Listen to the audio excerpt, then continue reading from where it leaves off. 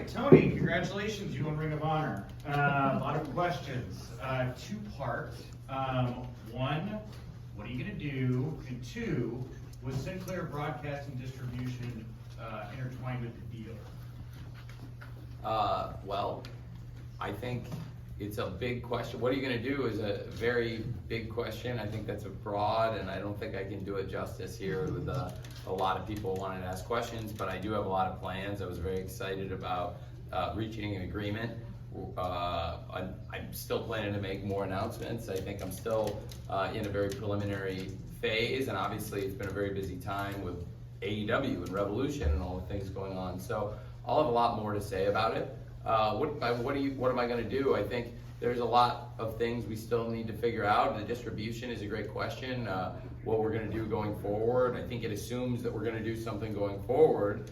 And yeah, I do still want to continue the operations going forward, and I am very excited about it and do have a lot of plans for it. So there will, I do expect to continue the wrestling operations, and it's also a very valuable library that we acquired.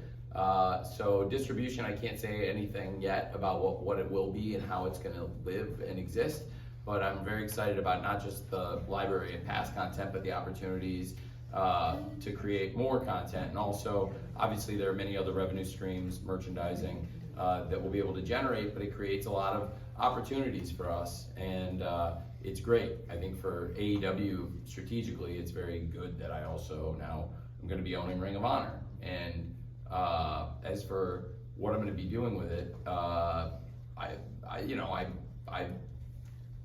let's come back to that. Let me talk about Revolution. I'm really excited about Revolution, and I'll come back. I'll talk more Ring of Honor. But Nigel? Well, my question was going to be Ring of Honor-ish, but okay. Well, do you want to come back to it? Let me talk some Revolution. I'm fired up. Thanks. Okay, let's go. Who's got a Revolution Let's go with question? Scott Fishman then. Oh, thanks. Myself and a lot of people were excited to see William Regal tonight.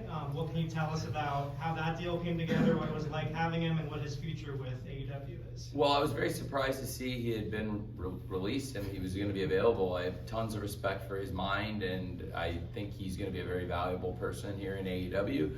Obviously, I think people who followed his career closely know that he has a very long established connection with Bryan Danielson and was instrumental in shaping the pro wrestler that Bryan Danielson has become, who I think is not just, he is one of the greatest pro wrestlers today, and I think he's also one of the greatest pro wrestlers of all time. I really do.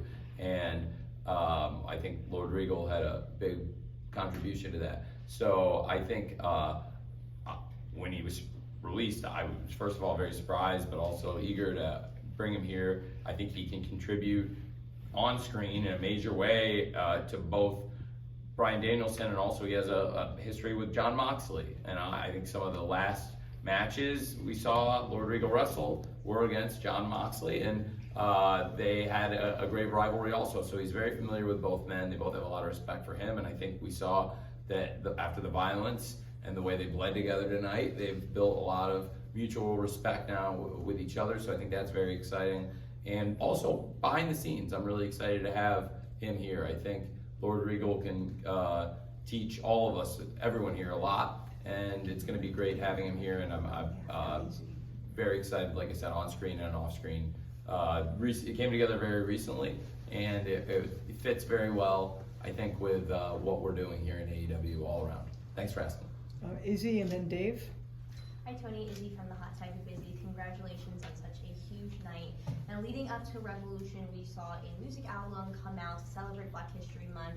Last night, fans got to witness a concert featuring Josiah Williams, Mikey Ruckus, and many other. The music industry and pro wrestling kind of go hand in hand. So can AEW fans expect more of a crossover between music and AEW in the near future? Yes, absolutely. I think that project was one of the most exciting things we've done in terms of music. And some of those songs have now made their way on screen for us also. And also, in addition to that, I think I'd like to continue collaborating and hopefully put out more content with those artists, and we have more ideas for songs as we continue building the roster. And we've had a lot of great music crossovers. Something which might surprise a lot of people, Adam Cole's theme was the number one rock theme. The number one rock song on iTunes at one point, and also the number one metal song a few times, like on and off, and is consistently charted. So we've done a lot of great things. I think Mikey Ruckus has done an awesome job, and all the people who contributed in the room, including the people in the room. Thanks, Will. Yes, me too. I was there. Right. Oh, thank you. Sorry. Will and I talked to Will a good amount, honestly, to be honest, because, and I'm sorry, Reg, because I don't know you as well. But Will, I was excited because if you don't know, Will is also excited. I'm excited to have him here because he's related to Swerve, who signed tonight. And I was pretty excited about that also, and so that was great. And he's tremendous. And speaking of the event that you just brought up, he was here last night for it, and I tried to, yeah. But I think people had a good idea he was probably going to be coming here, and I'm a huge fan of his and have been for a long time. And I know Will, you speak to his greatness. But so anyway, I very excited about all the people that worked on that project, and also, like I said, I think there's a lot of opportunities, and we've gotten also collaborated with a lot of artists on like using licensed themes, and I think there's been some good ones, and like the Orange Cassidy theme is and obviously the Cult of Personality is huge for us, and Ruby Soho has a great theme, and also tonight we saw that one that Darby Allin's theme is a licensed theme even, which is a great theme. A bunch of really good ones, and Hook has a great one also. So thanks for asking. I think there's, in addition to licensing music, we ourselves can create more content for a diverse array of wrestlers and with a diverse array of artists. Thank you. Thank you. Dave? Hey Tony, thanks for everything tonight. Thanks, Dave. Great night. Thanks, Dave. Watching Punk get emotional just before, what are you feeling watching him fall back in love with pro wrestling again? It's the best. I was starting to see it before All Out, and I don't think I could be any happier with where we're at now. He's been here now for 3 pay-per-views.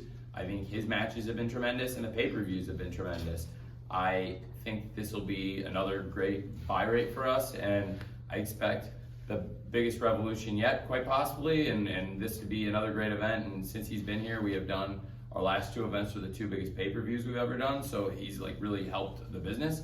But for me personally also, it's been really great for me because he got me so excited about that time going into All Out. It was really fun collaborating with him and building something special, and I'll never forget coming up with what became the first dance with him, and then finding out we actually were able to get it on a Friday, and I wasn't even planning to do that show live first, and then it was like, okay, we could do that. We could do a Friday live Rampage, and I had a lot of things planned for the first one with Kenny versus Christian and everything, and Britt versus Red Velvet in Pittsburgh, and a really huge show, top to bottom, and on the second show, I had some things I wanted to do, but never going into it, I think at first that's what we would be doing. So when that became available, we figured that out, and I'll never forget going to the TV and telling Darby, I just have one thing you got to say, and the look in his eye, I'll never forget when it was, this is where you got to be. If you think you're a great wrestler, this is where you got to be, even if you think you're the best in the world. And he was the only person I told, and then he smiled, and kind of knowing what might be in store, and then that set off a chain of events that has been so awesome. He is really special. You guys saw that here. I think everybody was here for that, and seeing where he's at now and where he was at, he was very happy when he came back. You could see it from the first dance, from All Out, and I think it's continued. Like he's hit home run after home run for us, so I'm very grateful that he's back. And it's been a real pleasure and a real treat for me, and what an amazing match the dog collar match was, on a great match on an amazing pay-per-view. Thank you. Last row, please. Will Washington, Graph City Yes. on Fightful.com.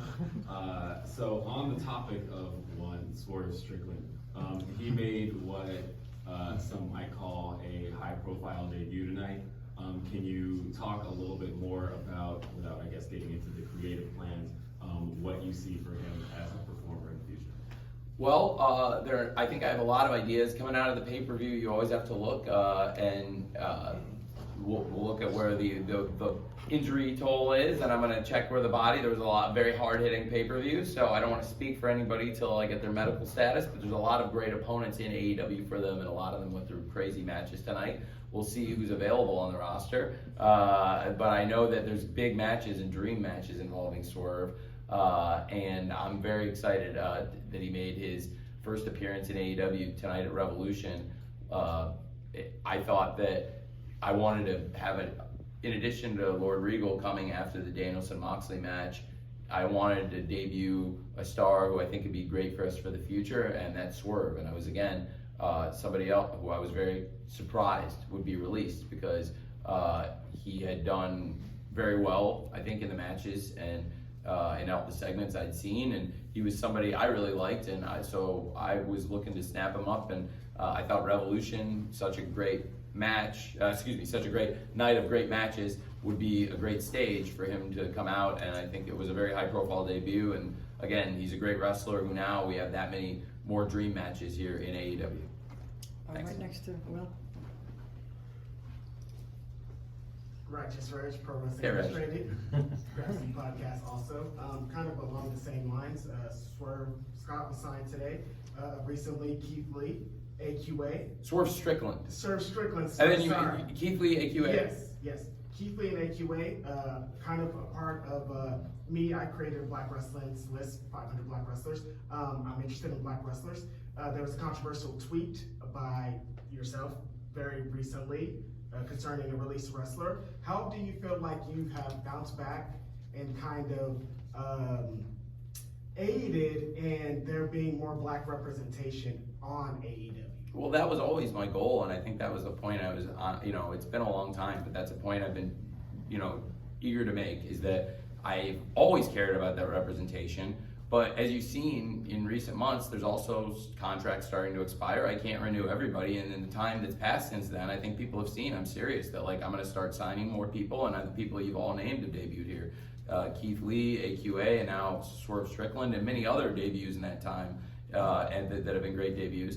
And I think, in addition to people coming in, there's also going to be people coming out, and I tried to do it based on merit, and that was the point I was making at the time, is I'm going to evaluate people based on how good I think their wrestling is, in addition to a variety of other factors, and nothing else, but that I am always prioritizing the diversity, and I think that we've made huge leaps and bounds in the time since then, and I can see that you're nodding, that you agree with me, and also that was going into Jade's championship match and her dominant run, and we didn't mention her, but I think she's been a dominant champion. Great match tonight. She had a great match tonight, and to be honest, I offered her the opportunity to come in here and be on here with all the champions, but I'll be honest, she's a big time star, and she wanted to move on with her night. It's not that I didn't invite her to be here, she just didn't want to screw around and wait around with y'all. Jade had bigger things to do, but she's and you can see when she's out there, she's the boss.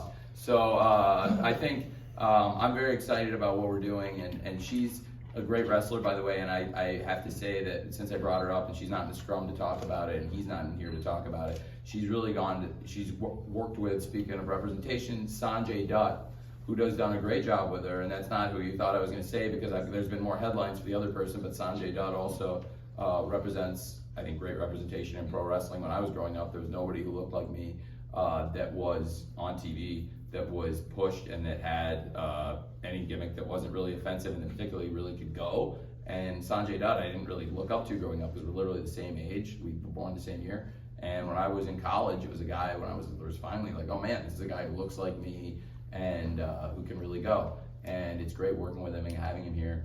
And he's been really great for Jade. He's a great thinker.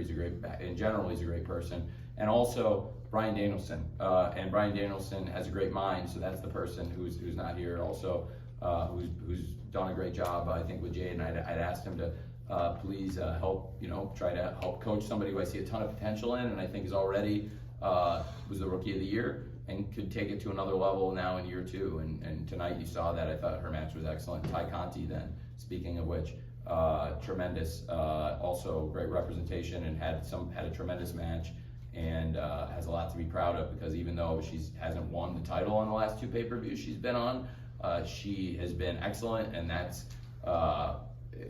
that's very typical of her. And in the middle, in between, she had one of the best TV matches in recent memory, along with Team Lana J against Penelope and the Bunny in their street fight, which was a tremendous match on Rampage. And Ty Conti, that's why she is the most improved wrestler of the year. So you saw the Rookie of the Year and the most improved wrestler of the year in a great match.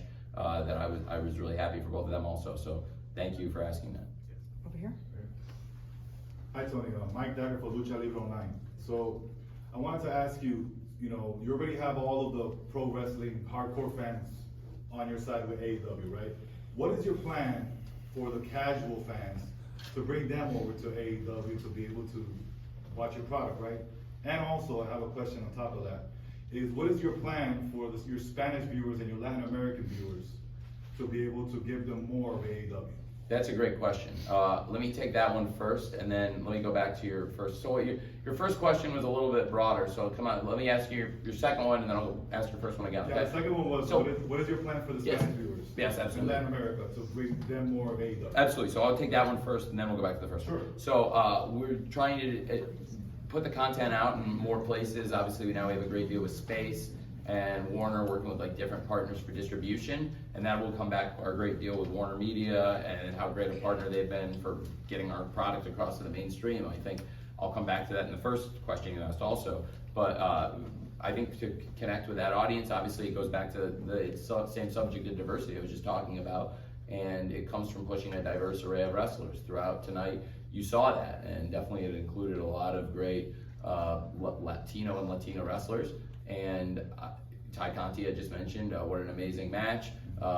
It's no secret, her boyfriend, Sammy Guevara, is the TNT champion. He was victorious tonight in the Tornado Trios match that I thought was an excellent match. And on the other side was Andrade El Idolo, who was a tremendous wrestler.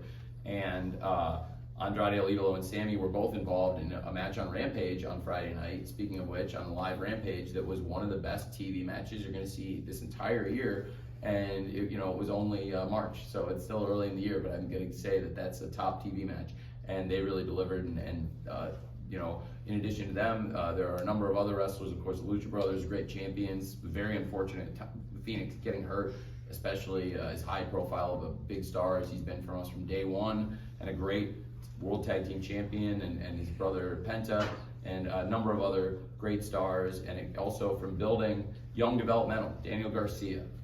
You talk about building for the future. Daniel Garcia, one of the top young stars, and I think he, and it will keep developing a diverse group of talent, and also trying to put it out more places and trying to make the shows better and put more features and more content out there, if that makes sense. And I'm always looking to bring in new stars, and all the people I named are people that are important, and I think there's some other ones too. But going back to your first question then, which is a broader question. How do you get the content into the mainstream? Well, it's great. I think we're doing things. We're working with media partners, and there's obviously some of it is being here with you, right? Because all of you put stories out, people read these newspapers, and it brings in new fans and online, and all of your various sites and blogs and vlogs and all the content you are putting out helps us. So it's why the media is so valuable to AEW. I think the great support that all of you give us by checking out our shows and giving us a fair chance to put out really good wrestling, which we try to do. So that's a big part of it, is all of you.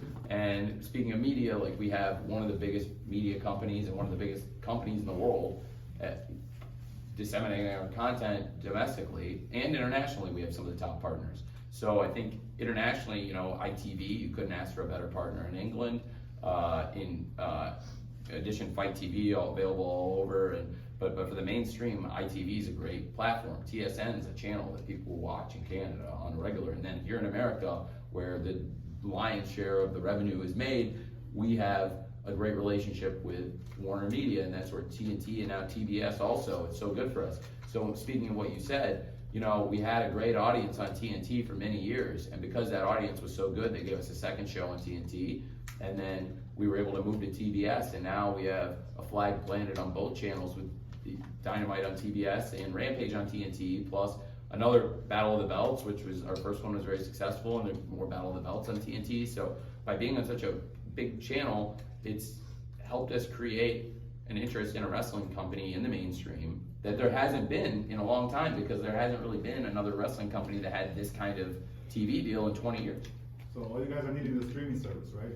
I can't comment on that, and I think there's a lot of things happening. It's a great question. And that's very fair too. And that would be another great thing, because with TNT and TBS to add a streaming service, that would be wonderful. But that's not all up to me in terms of I think there's a chance to work with the great media partners we have and hopefully create something. And now going back to what I said about Ring of Honor, now I would own a great library, and I think we've created hundreds and hundreds of great hours of content, and now on top of that we're adding thousands of hours of also great content, so it's a great opportunity. So I think a streaming service would be good, but I can't say for sure.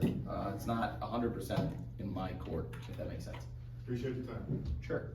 And we've talked about Revolution a good amount, so some of the Ring of Honor people I didn't get to, I'll field questions about both, but hopefully there's still some Revolution, because it's such a great night. Thank you. Steph? Hi, Tony. Stephanie Gies with the Revolution question. So earlier in the week, I asked you about ordering the card because it was so stacked and so many big matches. I want to see what you did with it tonight, and I thought that you made really good choices with how you started off with something as hot as Jericho and Kingston as well.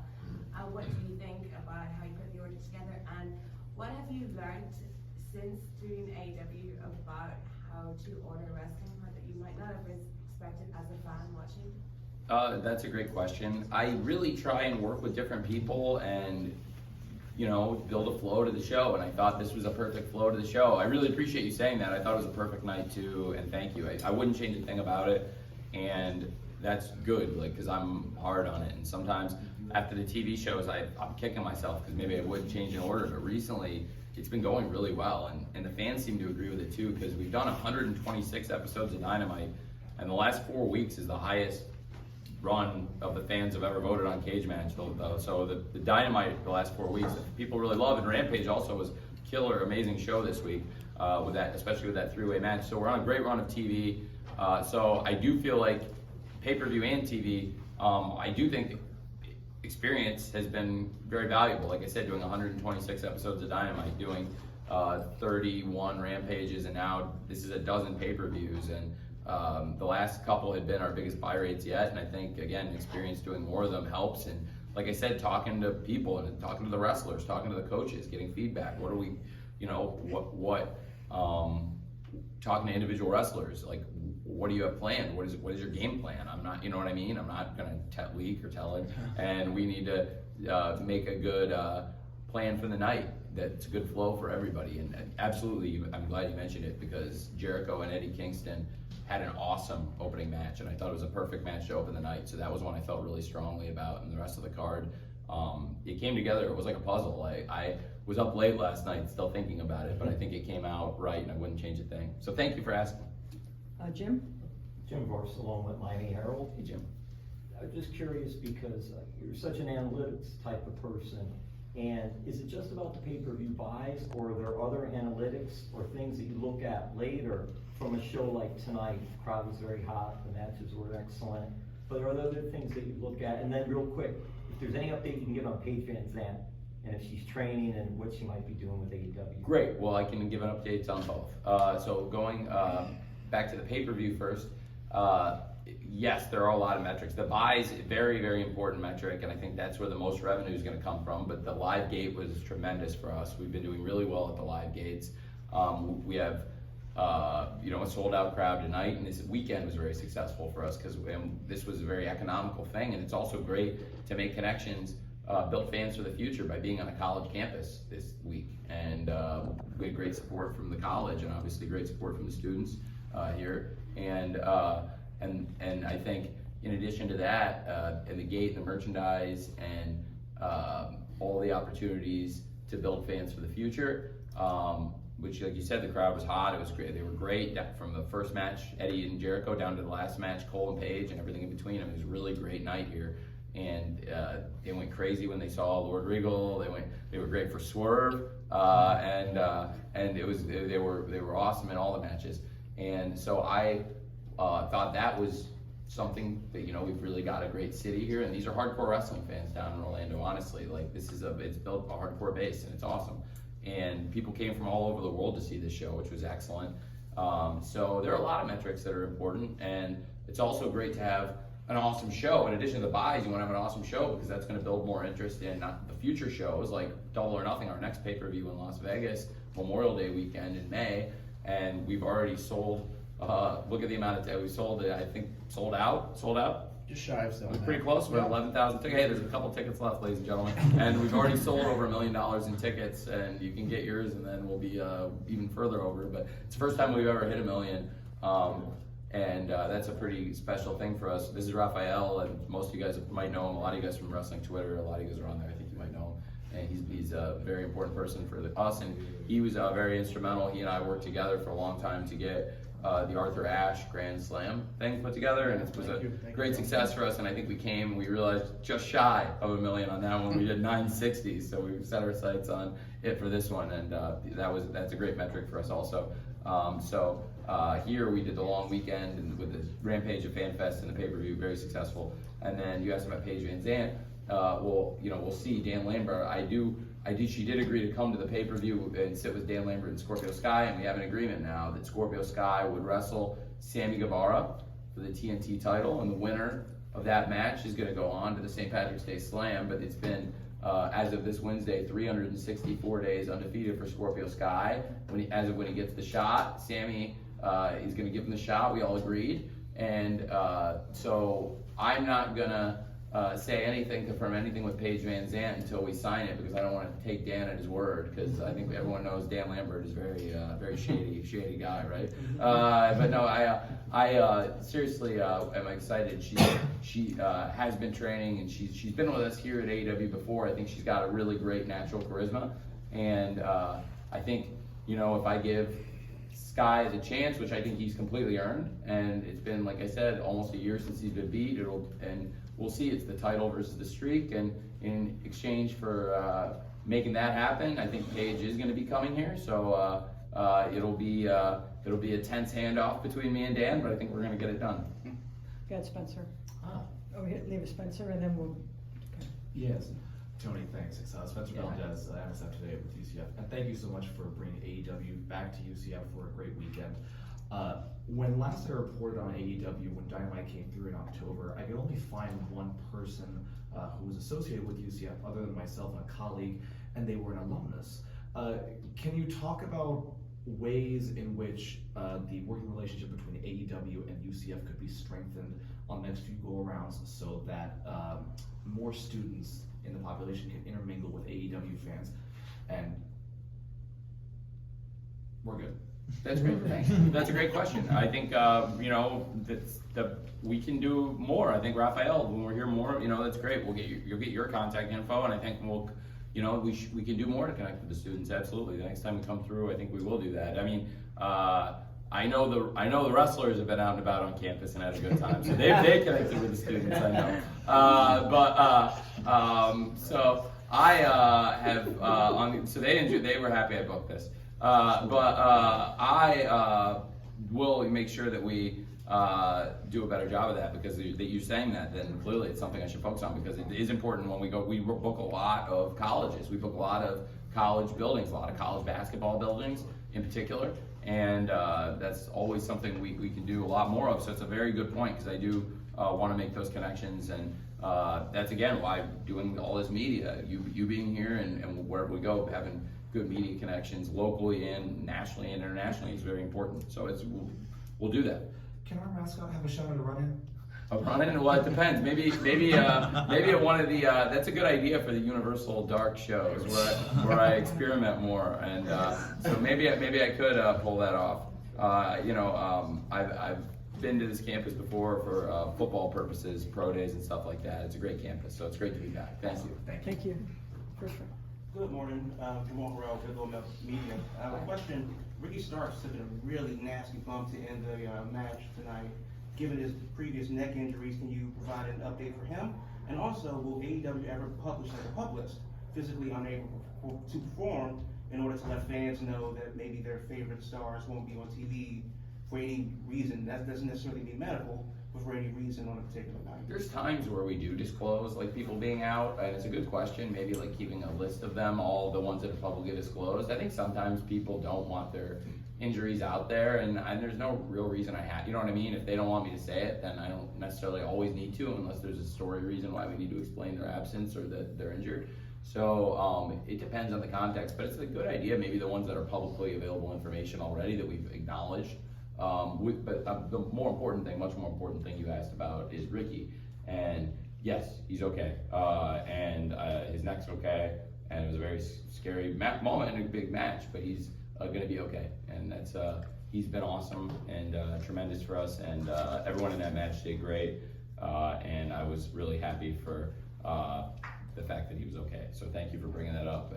It was not pleasant, and you know, I wouldn't ask him to go out and wrestle right now, go wrestle 60 minutes or anything, but yeah, he's gonna be okay. Thanks for asking. We're gonna do the whole first row here, guys, so. Awesome. I'll give you all. And then I know I still kind of owe you guys a little bit on Ring of Honor, but I just was so excited about the pay-per-view. I wanted to kind of do before I get so deep into all that. Oh, no problem. Nigeria, Big O Belt Media. So from the Washington, D.C., Baltimore area, ROH Dying was pretty bittersweet for our area. You know, that was our home promotion. It's a big deal, a lot of history there. You purchasing it now leads to the question as to, do you have plans? And I know you are coming back to Baltimore, I believe May, I believe it is? May 4th. May 4th, right. But is there other future plans to kind of service that area, and or in terms of ROH, where are you going to base home base location? It's a great question, and I'm still developing plans for what we're going to do, but Baltimore has been a great home for ROH, and I think they've run a number of events, and they've utilized like UMBC, right? Yeah. And that's a good, and we've done a number of shows in Baltimore, including the original Full Gear, which was an amazing show for us.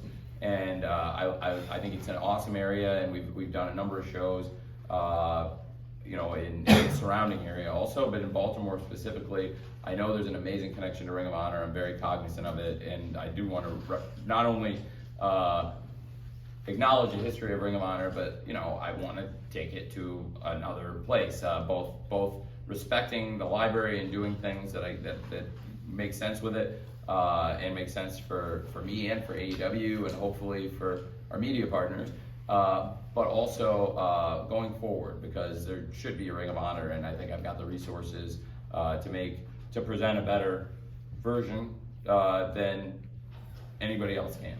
And so that's why I'm really excited about it. And I know there's going to be a number of questions about that, so I can talk about that. But you know, tonight was so special for everybody in AEW, and that's been, you know, such a great priority for me. So thank you for curbing some Ring of Honor questions for a moment. Sean? Thank you. The AFI theme for CM Punk was a special moment tonight, and that plays into his Ring of Honor history. What was sort of the timetable in that happening? He wanted to do it before. Okay. He wanted to do it before. He was going to do it before, so that was pretty crazy. Because obviously, you know, dog collar match has a lot of history. It's not his first dog collar match, and it's his first dog collar match in AEW, and it was his dog collar match in front of a national audience. I think for a hardcore wrestling fan, they knew he'd done it, but the people watching AEW, there's a very large percentage, probably the majority, that weren't necessarily familiar with it. But I think that's also what's great about our fans is they respect the history of wrestling, and the ones who knew it thought it was awesome, and the ones who didn't, it's not like they're upset. Most of them would look it up or ask the person sitting next to them here or on the couch or in the movie theater.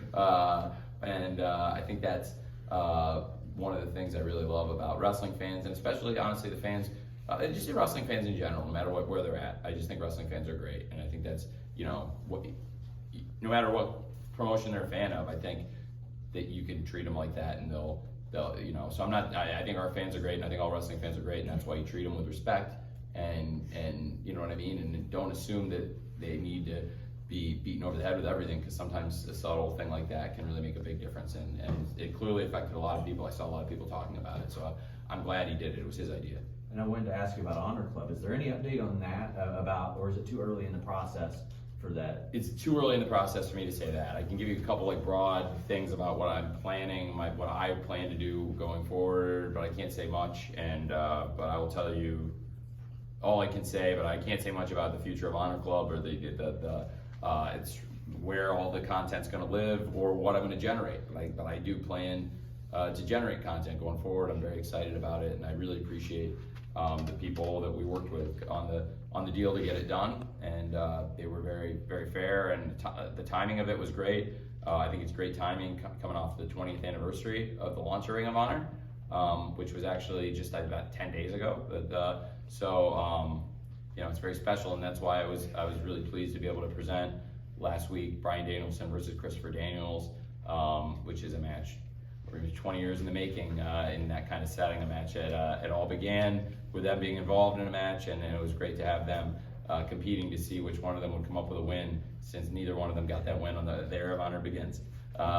Thank you for asking, and if people have other questions, I'll say as much as I can. I may not be able to answer everything, but I may say something. Okay, John, go ahead. Tony, the Tornado Trios tag kind of slid under the radar on a pretty stacked card, and it got a great reaction. Well, you know what I think? I think the fans sometimes, and it's great, like, I understand it. Like, I think fans really want to see there's stuff they really want to see, and I hear them. I had planned to do the three-way, and I think fans really wanted to see a match that turned out to be, there's a reason, the fans are really smart, and I think the fans thought, hey, if Sammy were to defend the title against both Darby, he had a great match with Darby, he had a great match with Andrade. If he defended against them both, it would probably make sense with everything that's happening based on everything we saw, and that would be an awesome match. And I think that hit everyone's minds, and people, does that make sense? But it was always planning to do the three-way. And tonight, I think you saw why I felt so strongly the Tornado Trio. It would be great to do the three-way on Rampage and have a great go-home show, especially a lot of you, I think, were there, and it looks like people were nodding, and I thought they tore the house down, personally. I thought it was awesome. And then yeah. No, I was just gonna say, I know you take a lot of pride in how you use your legends and how you use your veterans, and it was kind of the payoff of seeing Matt Hardy with Private Party and Sting with Darby Allin. What would you say your assessment is of the job those two guys, Matt Hardy, Sting, have done with those respective talent? That's what I was referencing. That's one of the reasons I felt so strongly about doing it, because I knew that the three of them would tear the house down in the three-way, and there was no questioning that we were going to do it on a big platform and honestly give it to a huge audience on TNT, and then hopefully make even more people interested in what these guys would do on the pay-per-view, not just against each other, but also how, what's going to happen with Sammy and Darby on the same team and teaming with Sting. Sting, since he came in, he's just gone above and beyond. I don't think, I know none of you expected him to do as much as he's done, and I was there because I was there, and I didn't expect it either, and he didn't either. He was in here before, I guess, with you guys, and I hope he expressed it to you, but he certainly expressed it to me. He loves doing what he's doing, and it's just such an honor and a pleasure to have him here, because in that generation of the legendary great pro wrestlers, he's certainly at the top and among the top of the greatest stars. And Matt Hardy, from the beginning of the time he came here, we just happened to be the pandemic. And the first show Matt Hardy was on was the first show that was shut down in Daly's place. And from that time on, he wrestled a lot of shows in front of empty, completely, with just wrestlers at ringside. And we made those great shows. The first show he was on, I'm really proud of that show, even though we weren't able to go to the building we planned to go to in Rochester and debut Brody Lee and Matt Hardy the way we'd originally planned. We were going to do that same stuff in a bigger building. And not only that, but in Brody Lee's hometown, which, I always wish we could have done. And Matt Hardy, from the beginning of his time here, has worked so hard, and he's also really put in time, not just behind the scenes, but also on camera, like you said, with the young wrestlers. And I really believe in Private Party. Mark Quinn was hurt for a while, and a lot of times in wrestling companies, you see when there's a tag team that's a well-established tag team, and one guy gets hurt, you don't see either guy, or they break them up. And I didn't want to do that. I didn't want to do that with Top Flight or Private Party. So, it's not the subject with Top Flight, but just with two teams that were hurt, for example. I tried to utilize Dante when Darius was hurt, and I tried to utilize Isaiah when Mark Quinn was hurt. And Isaiah had a bunch of great singles matches, including Jungle Boy on Christmas on Rampage, and then Sammy, of course, defended the TNT title against him, and the Keith Lee match Isaiah had, and I felt like Private Party would learn a lot from Matt Hardy, but also there'd be times where they could be great partners for him and provide, Matt Hardy's one of the greatest big match, crazy, insane wrestlers around, and I thought his mind with their athleticism and their potential could be really great. So that match was awesome, and having Sting and Matt Hardy involved with it, and also Isaiah. And so the people who were in the three-way, they killed it on Friday night, and then adding, two very experienced wrestlers from really three different generations, Sting, Matt Hardy, and Isaiah. And very cool to add that to three people who also crushed it in their title match on Friday night. So thanks for asking that. And I know you're affiliated with Matt Hardy, so I want to make sure I give you a good answer. We're gonna have AJ. Hey, AJ. AJ and then Nick. Great show tonight. Thanks, man. I really appreciate that. Thanks for coming. It's always good to see you. I'm glad we're back to getting you in person. It was good to see you on Zoom for a while. Yeah, it was good to see you too. Thank you. Whenever you were in St. Louis, you said to the St. Louis crowd that you would make it up to St. Louis. What are you planning to do in St. Louis or around St. Louis, and can you share it with me? We're still working on it. The person who I'm working on it with is in the room, and it's, and so it's something we're gonna address. We're trying to find dates. I mean, part of the reason it was really cool because that's one of those situations where you go out and I've never gotten. I don't want to jinx it. I don't want to jinx it. I'm not gonna say it. I'll say it. Screw it. I'm gonna just jinx it. It's gonna happen for sure now someday. I've never gotten booed. And when I went out ever. And that was one time where when I went out, I was the only time I've ever really been nervous about it. And I went out and I just was super honest, and it was really cool because again, wrestling fans, if you're honest with them and tell them what's going on, they'll be pretty cool. And I think that's what makes wrestling fans and wrestling people really awesome. And that's what, I don't know if wrestling people, I don't know if wrestling fans are used to honesty. I don't think they are, honestly. I don't think wrestling fans are used to honesty. I'll tell you one thing I know from experience of being in the business a while. Wrestlers are not used to honesty. I have a nickname in English football that I was given by a player that I really respect, and he's done so much for me, and I've been through so much with him, and that is the most honest man in football. And the player is Alexander Mitrovic, and I've been through a lot with him, and most of you are not going to know who that player is. But he happened to set the scoring record in our league this year, and we still have 12 matches to play. And he's already set the record for scoring it all time. So we've been through so much up and down together, and I have so much respect for him. And he said a lot of things to me, and that was one thing that's always stuck with me. And so I try to be honest with people. And English football and European football in general, not the most honest place. So that might be like being the nicest guy in prison, but I appreciate it. And in the wrestling business, it's also being the most honest wrestling promoter, probably. Again, it's not the highest praise, but I do try to keep it honest with the fans and with the wrestlers.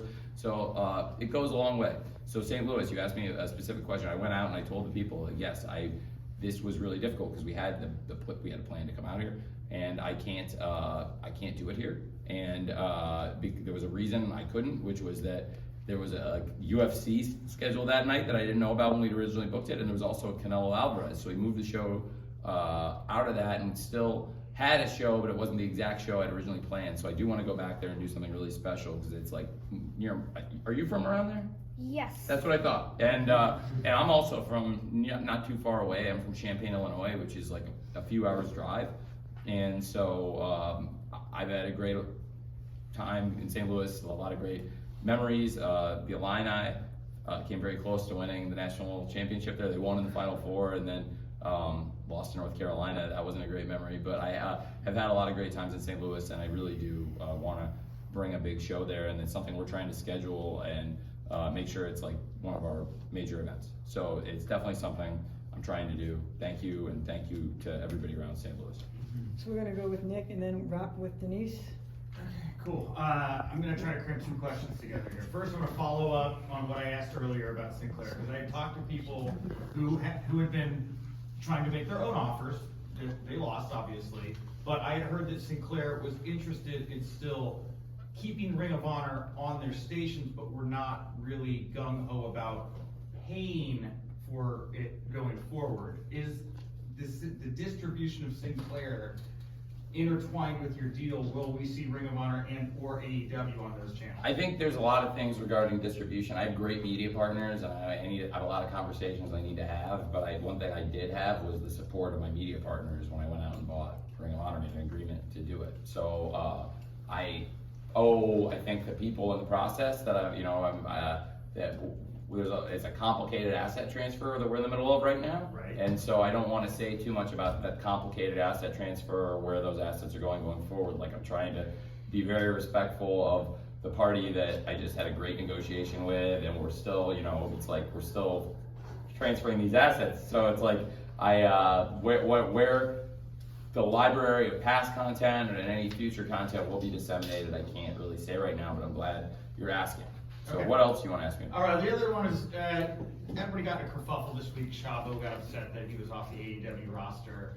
I talked to Chavo Guerrero this week. He seemed upset that you had not taken his calls, Tony. Are you gonna call Chavo? What happened here? I am going to call Chavo. Okay. So I'm about, to be honest, I was a little surprised because I only missed one message from him, and that he went to the media after I missed one message from him, because he I don't want to say what Chavo got paid for being the stunt coordinator for Young Rock, but he got paid a huge amount of money, and he asked if he could take the time off and leave. And I said, he was not under contract. He was on a weekly deal. So I said, I would love to have you back when, I do like you a lot, and we did a great thing, but now we're going to have to, we'll figure out, make our plans going forward and without him here. And we made plans going forward without him here, and we went on, and we've done a lot of great stuff, and I really liked him, and he did great stuff for us. And I definitely owe him a phone call, but I was a little surprised to hear that, because I do like him a lot, and Chavo could walk in here right now, and I'm very pleasant with him. But when I saw that, I was like, it's kind of a busy week, because we have a show every day. Wednesday we did Dynamite and Elevation, both, and then we shot Dark in Orlando, and then we shot Rampage live. And maybe, to be fair, when Chavo was here, a lot of this has all just been crammed on Wednesday, so maybe you didn't know I had such a busy week. But he did just reach out this week, and I just haven't gotten back to him yet. So, yeah, it's, I will talk to Chavo. It's fair enough. And like I said, I blew off a lot of questions about Ring of Honor. I don't know what I can. There's things I could say, but I'm not going to talk about where the content will be disseminated. Do you have any other questions? When you said, what am I going to do with it? What else do you want to know? Well, is it going to be a developmental brand? Is it going to be a secondary touring brand? Is it going to, look, if Mandy will give me 20 minutes with you this week, I got a whole laundry. Well, that's great. I could talk about it a lot, and I think there's a lot of, what's really cool about Ring of Honor and this group of people is there's such an interest in the hardcore wrestling fan, the real connoisseur, which is a pretty cool thing, because the AEW fan base, there are a lot of casual fans. You're asking, I had a question earlier about growing the casual fan base. Ring of Honor, in the past, Ring of Honor has been more so a hardcore fan base, frankly. Ring of Honor never had the kind of distribution that we've been so fortunate to get with TNT and TBS, which has really set us apart from every other wrestling company that's come along since WCW went under, as far as being a viable competitor in the space. I'm not gonna say where what I'm gonna do with it in terms of the roster going forward, but there's a lot of opportunities. There's a lot of great wrestlers out there, young wrestlers, and there's a lot of great wrestlers under contract here and not under contract here. And Ring of Honor has an amazing history, and I do plan to respect it, and I do want to keep it alive. And I think that's one of the reasons, they were excited to work with me, not to put words in their mouth, because I think, again, we're still, finishing this thing up, but they've been so great to work with. And, Joe Koff and all the people at Sinclair, they talked about how respecting the legacy was important to them, and I think that's why they were so happy to see it end this way. One thing I'll tell you that I do plan to do, because I think I've been asked that a lot, and you asked me what I'm going to do with it, I'm going to be the booker. And there's a reason for that. Because I will be bringing in young wrestlers, and they have a lot of young wrestlers. And I think we're very successful here. We're doing very well here.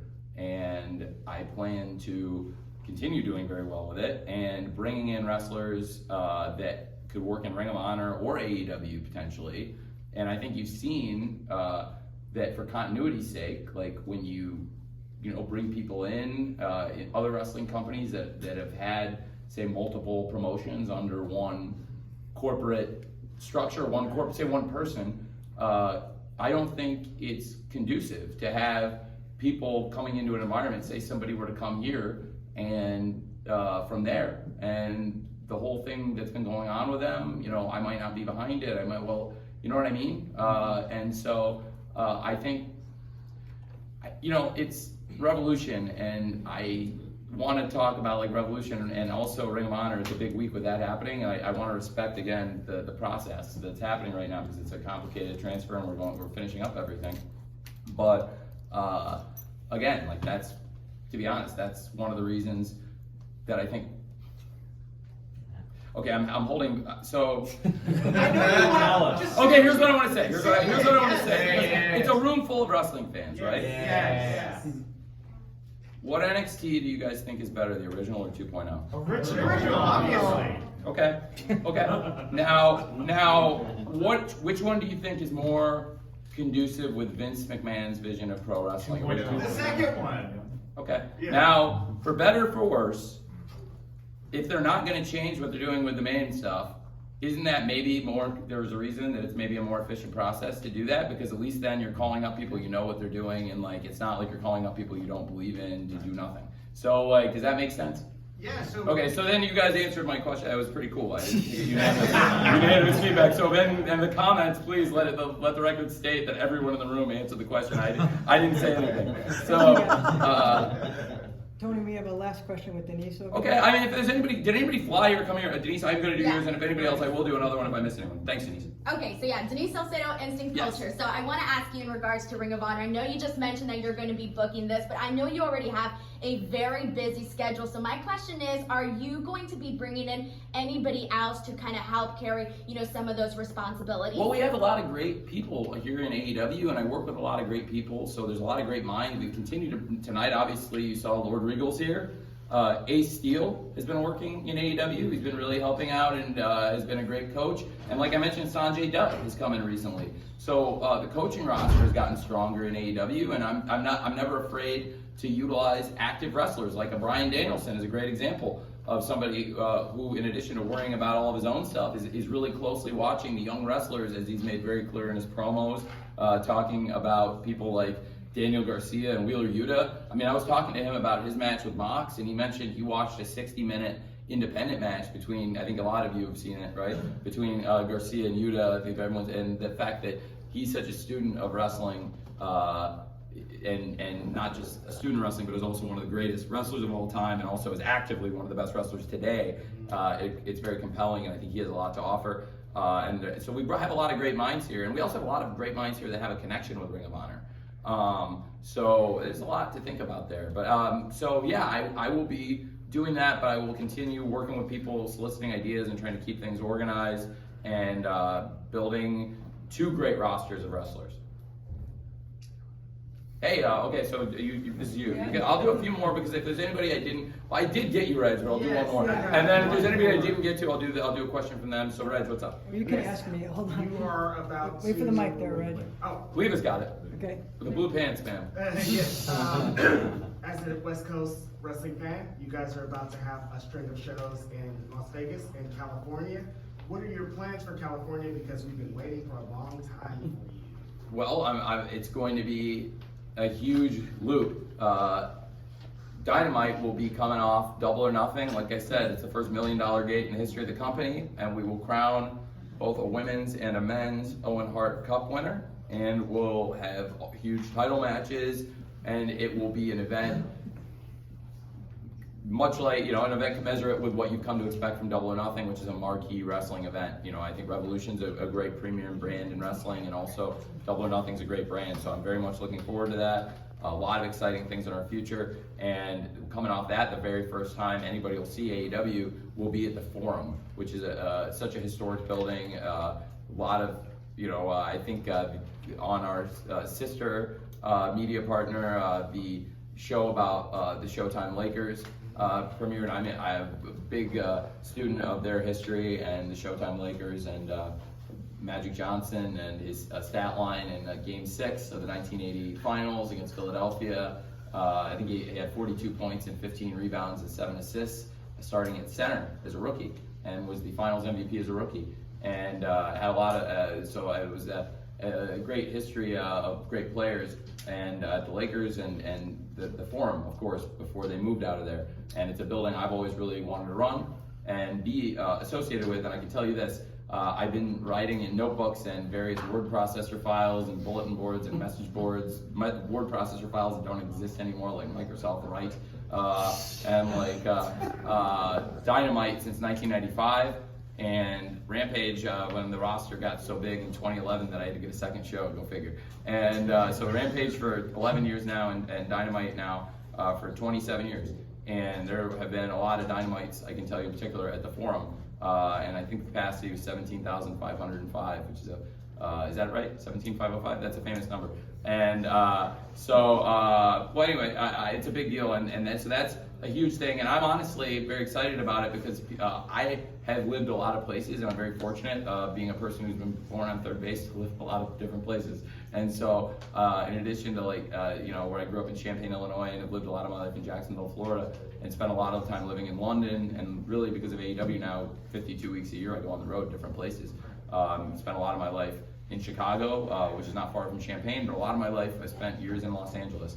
And it was because of that life I had out there, which seems like a whole different thing. But I've seen, a lot of crazy stuff out there and lived a great life. And it was because of connections in media I was able to make out there that I was able to make AEW a reality and put the show on TNT and TBS because our personal connections in Los Angeles, just being at a party and making friends with people. And so that paid off, and getting a wrestling fan in that scene paid off for everybody, right? And so I want to continue paying it forward for everybody. And Los Angeles is a really special place to me. I went to eat at Craig's recently, which is a place I've eaten 100 times, and they had the paparazzi outside. And I went back Super Bowl weekend, and I'd probably eaten in Craig's 100 times, and it was the first time I've ever gotten mobbed going in by the paparazzi. So that was and that's all because of AEW. And so LA was just there for the Super Bowl. It was a great city for sports and a great city for pro wrestling with a great history of pro wrestling.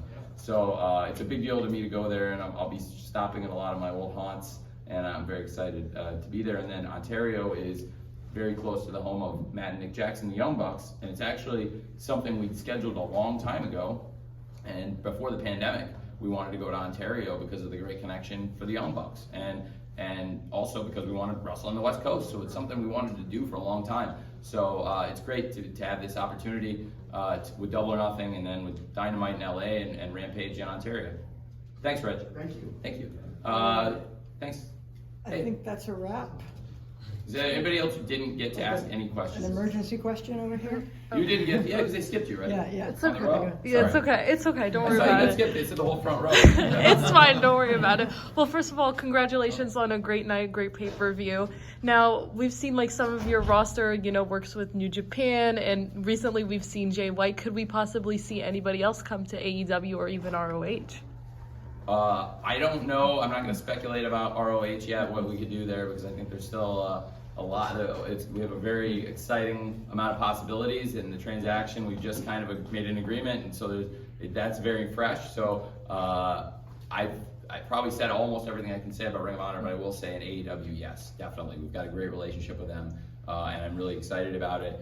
And I think we can work together outside the ring, but then in the ring we can also hook them up and have great matches. And we've had great wrestlers already, some of the legends and great stars of today come over from New Japan, some of the top stars, but I think there's more great stars. They have an awesome roster, and working with Ghetto and Rocky Romero in their office has been a great pleasure, and the people in the business office. So we are still collaborating on things, and yes, we will definitely see more of the great wrestlers. And some of the ones you may have seen already, I mean, God, it's been great. We've had Suzuki and Ishii and Kojima and Nagata and so many legends from New Japan already. And what's crazy is there's so many more great stars in New Japan that could potentially come here, and also stars, from other countries, not just Japanese stars from New Japan, but you said like Jay White, who was awesome through the Forbidden Door, and I thought his match with Trent was tremendous.